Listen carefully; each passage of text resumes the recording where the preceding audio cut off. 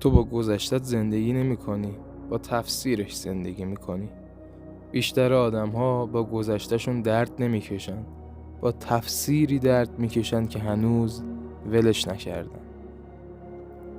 گذشته تموم شده، اما ذهنت هر روز برمیگرده سراغش، نه برای فهمیدن، برای قضاوت کردن.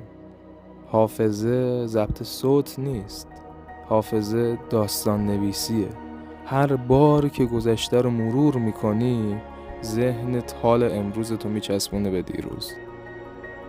2 نفر یه اتفاق رو تجربه میکنن، یکی میشکنه، یکی بیدار میشه. اتفاق یکیه، اما چیزی که فرق داره معناست. تو اسیر گذشته نیستی، اسیر معنایی هستی که هنوز ازش دفاع میکنی.